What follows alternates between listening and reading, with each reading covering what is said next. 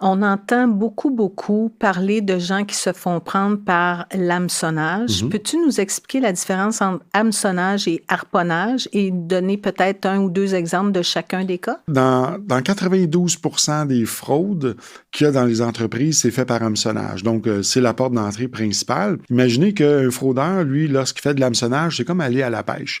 Donc, il achète une liste de courriels, on va dire 1 million de courriels, qu'il va envoyer une page de, par exemple, mise à jour de votre profil Facebook ou mise à jour de votre compte bancaire. Donc, ils vont envoyer ça à 1 million et ils savent qu'il y a 3% en moyenne des gens qui vont se faire prendre.